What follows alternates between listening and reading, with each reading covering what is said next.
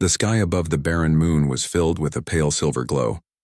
Dust floated slowly, carried by invisible currents, and broken pieces of metal lay scattered across the empty plain. The sounds of battle had ended only moments ago, leaving behind a strange silence. Where once there had been the roar of engines and the hum of weapons, now there was nothing but the crackle of cooling wreckage. Lyra lay half buried in the dust, her armor scorched and broken. The last memory she held clearly was the moment when the ground shook, and a blinding flash sent her spinning into darkness. Now her vision was blurred and her breathing came in sharp, shallow pulls. She tried to rise, but her body refused. When she turned her head slightly, she saw no one. Her unit was gone. The Corin alliance had been pushed back. The retreat must have been sudden, and in their haste they had left her behind. She tried to tell herself it was not intentional, that perhaps they thought she was already gone, but the thought did little to ease the weight in her chest. The silence pressed on her ears. The battlefield, once alive with movement and voices, now looked like a graveyard of machines. Lyra closed her eyes for a moment, trying to steady her thoughts. Her people taught that to fall in battle was an honor, yet lying helpless in the dust did not feel like honor. It felt like being forgotten. Then faint footsteps reached her ears. At first she thought it was only her mind playing tricks, but the sound grew clearer. Someone was moving among the wreckage, careful and slow. Lyra's heart quickened. Perhaps a fellow Corin had returned for her. Perhaps she was not abandoned after all. A shadow appeared through the haze.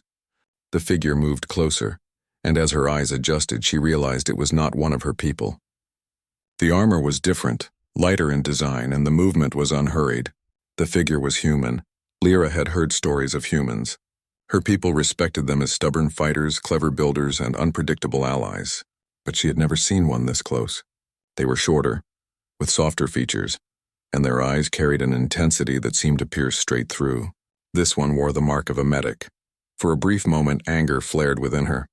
Why would a human be here on this broken plain approaching her? He should have ignored her, or worse, finished what the battle had started. Yet instead of drawing a weapon, the human knelt beside her. "You are still breathing," he said softly.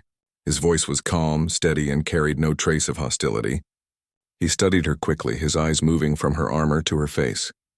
"You are injured. I can help," Lyra wanted to protest.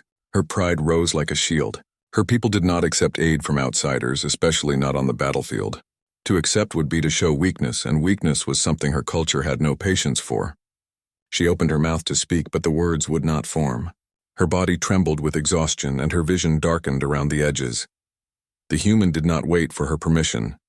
He opened his small pack and began preparing supplies. His hands moved with practiced care, and his expression carried only focus. Every motion seemed to say that saving a life mattered more than politics or old grudges. As Lyra watched him work, her thoughts drifted.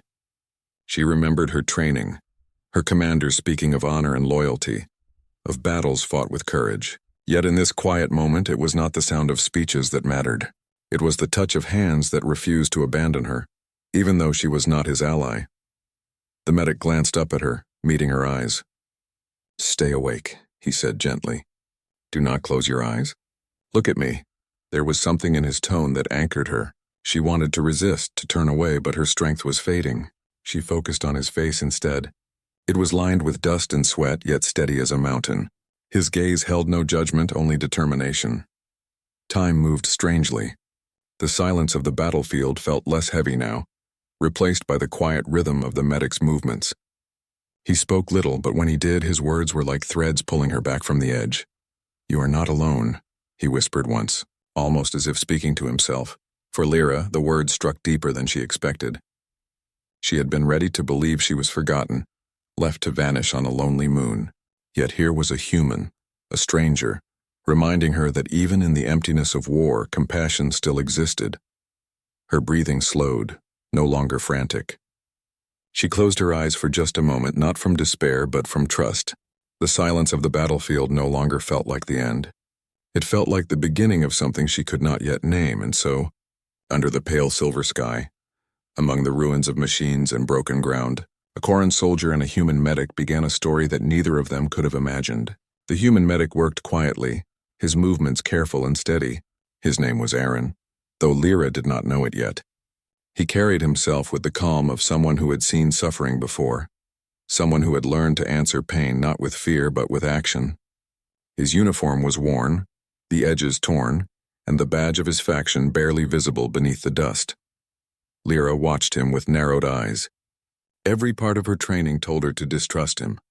Humans were outsiders, sometimes allies, sometimes rivals, but never family. Her people believed that to depend on another species in battle was to accept shame. Yet lying broken on the cold ground, she had no choice. Pride could not lift her, and anger could not heal her. Aaron opened a small kit and pulled out simple tools. His supplies were few, not the kind of advanced medical devices one would expect in the middle of a war. Still, he used them with skill as if every piece was enough. His hands moved without hesitation, and his voice was low, steady like a calm stream in a storm. "You will feel weak," he said gently, "but you are strong. I will keep you safe until help comes." The words surprised Lyra, not because of their meaning, but because they carried no hint of superiority. He did not speak as a conqueror or a rescuer. He spoke as if she was his equal, even though she was his enemy. She tried to push his hand away, her pride flaring once more, but the attempt was weak. Aaron caught her arm and looked at her firmly, though not unkindly. "Save your strength," he told her. "Use it to live, not to resist." Something in his tone made her stop. It was not a command, but a request. She let her arm fall back and closed her eyes for a moment, listening to the faint hum of his equipment. Around them, the battlefield lay silent. The broken ships and shattered machines looked like empty shells, their purpose gone with the soldiers who had left. A faint wind carried dust across the plain, soft and endless. The war seemed far away now, and only the two of them remained in this forgotten corner of the moon. Aaron adjusted the straps of his pack and glanced around cautiously. "Your people may return," he said, "or mine may find us first. Until then, you must stay awake." Lyra opened her eyes again, studying him. He was smaller than most Corin, his frame lean rather than broad, yet there was strength in his presence. His eyes, sharp and bright, carried a fire that did not waver. Humans, she thought, had a way of standing firm even when the ground beneath them broke. "Why do you help me?" she asked at last, her voice low and strained. Aaron looked at her for a long moment before answering. "Because you are alive," he said simply. "And because I am a medic. It does not matter who you are. A life is a life." The answer puzzled her. Among the Corin, duty was owed to kin, to commanders, to the Alliance. Outsiders were not enemies without reason, but they were not friends either. To save one without gain was unthinkable, yet here was a human, bound by no rule she knew, choosing to help her with nothing promised in return. She studied his face, the lines of determination there, the dust clinging to his skin. He was tired, that much was clear, but his eyes never looked away from the task before him. He adjusted the straps of her damaged armor, making space for his work, and kept speaking in a calm tone meant to steady her. "Tell me your name," he said. Lyra hesitated. To give her name was to open a small door, to offer a piece of herself. Yet something in his request was gentle. At last she whispered, "Lyra."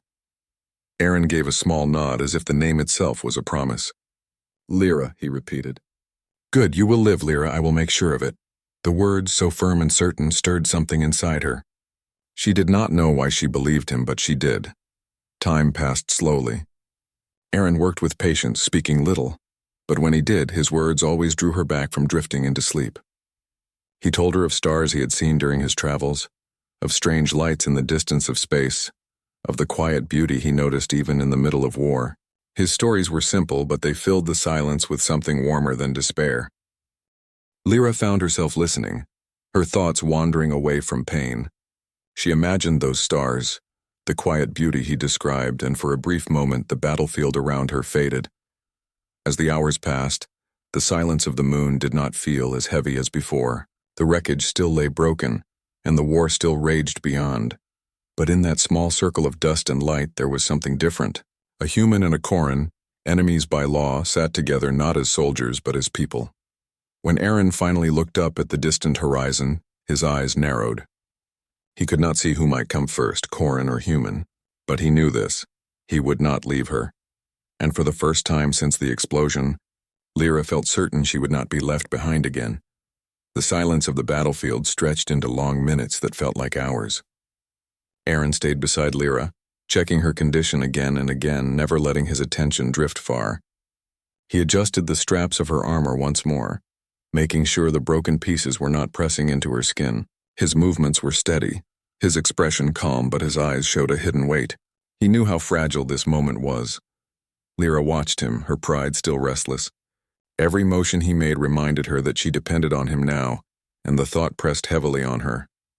Her people had taught her from a young age that strength was the shield of honor. To be saved by an outsider, especially a human, felt like carrying a mark that would never fade. "You should leave," she said suddenly, her voice firm though weak. "Your people will search for you. If they find you here, they will not forgive you for helping me." Aaron glanced at her, his brow tightening slightly. "I know the risk," he said, "but I will not leave. I made my choice when I walked toward you." Lyra turned her head away, staring at the broken sky above. "You do not understand. Among my kind, to survive like this with help from another species is not honor. It is shame. If my people return and see me alive because of you, they will not welcome me." Her words hung in the air, heavy and cold.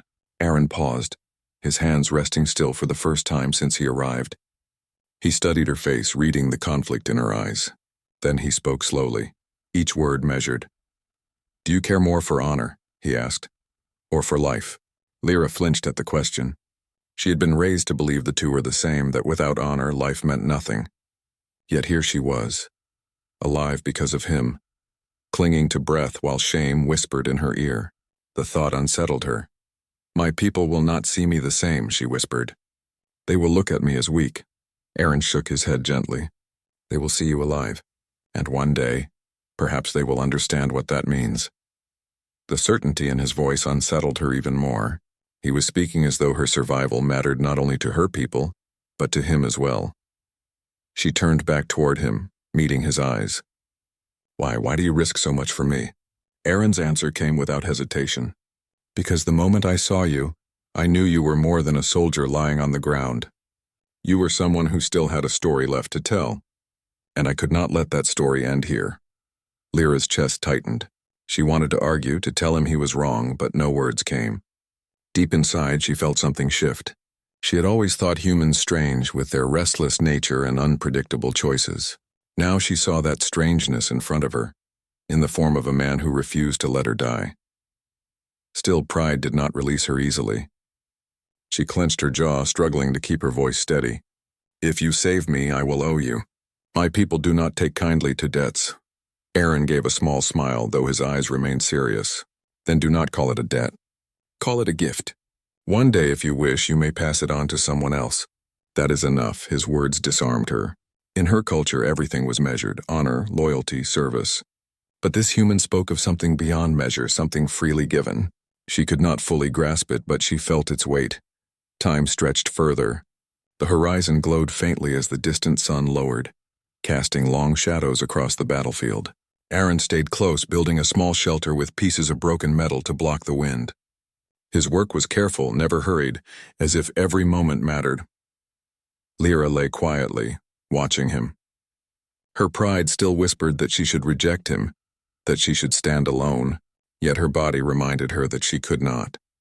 Every breath she took was proof of his care.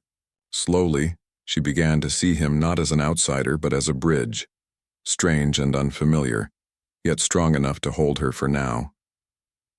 When the wind grew colder, Aaron placed his own cloak over her.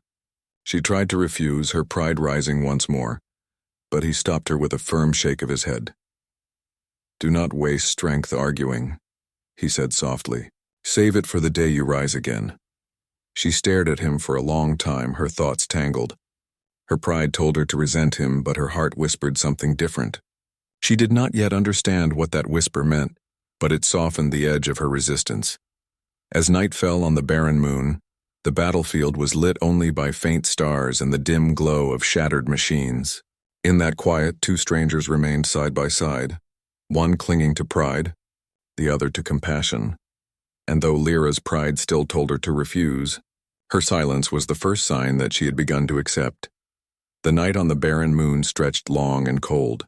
The wind carried fine dust that settled on everything, and the stars above looked sharp against the black sky. Aaron worked carefully in the faint light of a small lantern he had salvaged from broken equipment. Lyra lay under the rough shelter he had built, her breathing shallow but steady. Aaron knew her condition was delicate. Without proper equipment, his chances of keeping her alive until help arrived were slim. Yet he refused to give in to fear. His hands moved with purpose even if his tools were limited. Every small act mattered. Every knot of cloth, every adjustment of armor, every steady word he spoke. "Stay awake, Lyra," he said quietly as he prepared his supplies. "I need your focus." Her eyes opened slowly. The strain showed, but her spirit still flickered inside them. "Why do you not rest?" she asked weakly. "Because you cannot rest yet," Aaron replied. "If I close my eyes, you may slip away, and I cannot allow that." The firmness in his voice carried strength that steadied her more than the shelter or the lantern. For the first time, she realized how deeply he meant every word. Aaron began the fragile operation. He cleaned the damaged parts of her armor and cleared the dust around her wounds. His pack held only basic supplies, strips of cloth, a sealing gel, and a few stabilizers, but he treated them as treasures. He spoke to her as he worked, explaining each step in simple words, not to teach her but to keep her mind sharp. "This will help slow the damage," he said as he tightened one strap. "You may feel pressure, but it is needed." Lyra clenched her jaw at the sensation, but she did not cry out. She watched him, surprised by the calm in his movements. Humans were often described by her people as restless and reckless, yet here he showed patience beyond measure. When she began to drift into silence, Aaron tapped her shoulder gently. "No, stay with me. Tell me something about your world." Lyra blinked. The question caught her off guard. "My world," she repeated faintly. "Yes," Aaron said as he adjusted another strap. "Describe it. The skies, the mountains, anything. Keep speaking." For a moment she hesitated, but then her mind drifted back to her home. "There are rivers that shine green under the suns," she whispered. "The rocks glow at night as if the stars live inside them. We gather on high cliffs to sing when the moons rise together." Aaron smiled as he listened. "It sounds beautiful. Perhaps one day I will see it." "You will not be welcomed," she said automatically, though her voice carried less certainty now. "Then I will let the cliffs and the rivers be my welcome," Aaron replied gently. His words startled her. He spoke not of conquest or alliance, but of wonder, as though her world's beauty itself was worth crossing the stars for. She looked at him differently then, her pride softening as his hands continued their work. Aaron improvised a frame from broken metal rods and tied them together with fabric strips. It was not elegant, but it gave support to her weakened body. He set the frame beside her, fitting it carefully, his brow furrowed in concentration. "You will not walk yet," he said, "but this will hold you steady when we move. You are stronger than you believe." Lyra studied the frame. It was crude, nothing like the advanced designs of her people, but she saw the care in every tie and every knot. "Why do you work so hard for me?" she asked softly. Aaron did not look up from his task. "Because no one should face the end alone. If I can give you another chance, even a small one, it is worth all effort." His words silenced her. She had been taught that duty guided all actions, that warriors fought for the honor of the alliance. Yet this human fought for no flag here, only for her survival. The night deepened and Aaron finished his work. He checked her breathing, then adjusted the cloak over her shoulders. Finally, he sat beside her, his eyes scanning the horizon for any sign of movement. "You may sleep now," he said. "I will keep watch." Lyra felt her pride resist again, telling her not to place trust in him. But her body was too tired, and her heart too moved by his steady presence. She let her eyes close, comforted by the strange thought that she was safer beside an enemy than she would have been alone. Aaron remained awake, listening to the soft wind. He thought of his own world, of faces he might never see again, and of the strange twist of fate that had brought him here, a human and a Coran, enemies by war yet united in a fragile moment of survival. When dawn finally touched the barren moon, painting the dust in shades of pale gold, Lyra stirred again. She opened her eyes to see Aaron still beside her, his gaze sharp, his frame weary but unbroken. For the first time, she felt something unfamiliar toward a human, trust. And in that fragile trust, a new path quietly began. The pale light of dawn spread slowly across the barren moon. Dust sparkled faintly in the rising glow, and the broken machines of war looked like silent monuments to a forgotten battle. Aaron sat awake, His back straight, though his body ached with exhaustion. He had kept watch through the long night, listening to every whisper of wind, ready for any sound of approaching soldiers. Beside him, Lyra stirred. Her eyes opened slowly, adjusting to the soft light. For a brief moment she forgot where she was. She thought she was back on her world, waking to the songs of her people at dawn. But then the cold ground beneath her reminded her of the truth. The battlefield had not vanished and the war had not ended. Her gaze moved to Aaron. He was still there, watching the horizon with steady eyes. His cloak was wrapped around her shoulders while he sat without one. She felt a strange weight in her chest, a mixture of gratitude and unease. "You did not sleep," she said quietly. Aaron glanced at her, offering a small smile. "Not yet.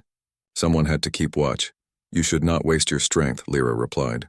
"You are no use to either of us if you collapse." Aaron gave a soft laugh. "Do not worry about me. Humans endure more than we appear to. I will rest when it is safe." Lyra studied him carefully. His eyes were tired, but his spirit was steady. She had seen many soldiers in her life, but this one was different. He fought not with weapons, but with patience, with care, and with an unshakable will to keep another alive. As he checked her condition again, she spoke with hesitation. "Aaron," she said, using his name for the first time. His eyes lifted in surprise. "So you did listen when I spoke last night?" "I listened to everything," she answered, her voice low. "That is why I ask you this. Why do you treat me as if I am not your enemy?" Aaron paused. His hands rested still for a moment before he spoke. "Because war is not what defines us. You are not only a soldier, you are a person. And I see no enemy in someone who suffers." Lyra turned her head away, unsure how to respond. His words pressed against everything she had been taught. In her world, enemies were to be fought, resisted, and defeated. Yet here was a human who refused to see her as one, even after all that had happened. For a while, silence stretched between them, broken only by the wind moving dust across the ground. But then Aaron spoke again, this time in a lighter tone. "Tell me more about your home," he said. "It helps to keep your mind strong." Lyra hesitated, but the calm in his voice softened her. She began to speak, describing the rivers of her world that glowed beneath twin suns, the towering crystal cliffs where her people sang during the moon's alignment, and the great forests that whispered like voices when the wind passed through them. Aaron listened intently, his eyes bright. "It sounds like a place worth protecting," he said. "It is," she replied softly. "And that is why we fight." Aaron nodded slowly. "I understand. Humans fight for the same reason. But sometimes in fighting, we forget the very things we wish to protect." His words lingered in her thoughts long after. She realized then that his strength was not only in his hands, but in the way he looked at the world. As the hours passed, Aaron and Lyra shared small fragments of their lives. He told her about the oceans of his world, vast and endless, where waves crashed with power and beauty. He spoke of small gardens in the cities where, even in times of struggle, people planted flowers to remind themselves of peace. Lyra found herself listening more than she expected. The distance between their worlds seemed smaller with each story. She no longer saw him only as a human medic. He was becoming something more, a companion in survival. Yet the unease never fully left her. She knew her people would not accept this alliance easily. They valued strength, not kindness. To return alive because of a human's aid would bring questions she could not yet answer. Still, as she lay beneath his cloak, feeling the warmth it gave, she could not deny the truth forming quietly inside her. Without Aaron, she would not be alive to worry about honor at all. The day stretched on. Aaron guided her through small movements, helping her sit upright with the support of the frame he had built. Her body trembled with the effort, but his calm instructions steadied her. "Good," he said when she managed to stay upright. "Every step forward is a victory, no matter how small." She wanted to argue, to tell him that victory was measured by battles won, not by sitting upright in the dust. Yet the prideful words would not come. Instead, she simply breathed, letting the quiet strength of his presence fill the empty space. When the second night began to fall, the battlefield looked even more silent than before. The war felt far away, as though the two of them existed in a separate world. As Lyra watched Aaron prepare the shelter again, she realized that an uneasy alliance had formed between them. Born not of treaties or commanders, but of need, of trust. and of the simple truth that in the darkest of places, kindness could become stronger than pride. And though she did not yet say it, in her heart she began to accept that this alliance was not weakness, it was survival. The second night passed slowly. The stars shone bright above the barren moon, and the silence of the battlefield wrapped around Aaron and Lyra like a heavy blanket. Aaron stayed close, speaking softly to keep her awake whenever her eyes grew heavy. Lyra listened, though her pride still whispered against the trust she had begun to feel. When dawn touched the horizon again, a faint hum echoed across the plain. Aaron's head lifted quickly, his eyes narrowing. The sound grew louder, a deep vibration that carried through the dust-filled air. "Ships?" he said quietly. Lyra's chest tightened. She knew the sound too well. Her people had returned. The Corran Alliance was sending rescue teams to search the battlefield. Relief should have filled her heart, but instead uncertainty took its place. The sound grew nearer until a shadow passed over the ground. A transport vessel descended carefully, its engines stirring the dust into spirals. Aaron helped Lyra sit upright, steadying her with the frame he had built. She leaned against him, her body weak, her mind racing. When the vessel landed, armored Corran soldiers stepped out, their tall frames moving with sharp precision. Their eyes scanned the wreckage until they fell upon Lyra. "Commander," one of them called out, hurrying to her side. "We thought you were lost." Lyra opened her mouth to speak, but her voice caught. She glanced at Aaron, who was still beside her, steady and silent. The soldier's eyes shifted quickly to him, narrowing with suspicion. "Who is this?" one demanded. "Why is a human at your side?" Aaron did not move, his expression calm, though his body remained tense.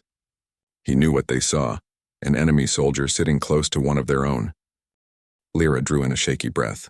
"He is the reason I am alive," she said firmly, her voice gaining strength. The soldiers exchanged uneasy glances. "A human medic?" one muttered. "Why would he save you?" Lyra lifted her chin, though inside her heart was unsteady. "Because he chose to, and without him I would not be standing here." Her words fell into silence. The commander of the rescue team stepped forward, his eyes sharp. He studied Iran carefully, then turned to Lyra. "Do you realize what you are saying?" the commander asked. "To survive with the help of a human, this will not be seen as honor. The council may question your loyalty." Lyra felt the weight of those words. She had known this moment would come. To her people, survival was nothing without pride. They would see weakness in her story, not strength. But as she looked at Aaron, who had risked everything without asking for reward, she felt something stronger than pride stirring within her. "I will answer their questions," she said, her voice steady now, "but I will not deny the truth. This human saved me when no one else would." The commander's eyes hardened. "And what would you have us do with him? Leave him here? Take him as prisoner?" The question hung heavy in the air. Lyra knew what her people expected. An enemy left alive was a threat, yet the thought of leaving Iran behind filled her with unease. She remembered the nights when he had stayed awake to keep her alive, the calm in his voice, the steady care in his hands. Without him, she would not have seen the dawn. She turned her gaze toward the soldiers. "He is not my enemy," she said quietly but with firmness. "He is my medic. Without him, I would be gone. That is the truth." The soldiers shifted uncomfortably. Some looked at her with doubt, others with confusion, but none spoke against her. Aaron remained silent through it all. He had known this would happen. He had saved her not for recognition, but because it was his duty as a healer. Yet when she spoke those words, calling him her medic, he felt something stir inside, a sense of belonging, however brief. In a place where he should have been rejected, at last the commander gave a short nod. "Very well. We will bring you both aboard. The council can decide what to make of this." The soldiers moved forward, lifting Lyra gently with care, and guiding Aaron under watchful eyes. The transport vessel carried them away from the barren battlefield, the engines rising into the sky. Inside, Lyra sat weak but upright, her gaze fixed on the stars through the small window. Aaron sat nearby, guarded but unharmed. The silence between them was different now, not uneasy but heavy with unspoken truths. When Lyra finally spoke, her voice was soft but sure. "They will not understand you, Aaron, not yet, but I will not let them forget what you have done." Aaron met her eyes, his expression calm. "I did not save you for their understanding. I saved you because you deserved the chance to live." Her heart tightened at his words. She turned back to the stars, her thoughts tangled but clear in one way. No matter what her people said, no matter what questions the council asked, she would carry the truth with her. A human medic had given her life back, and no law of honor could erase that.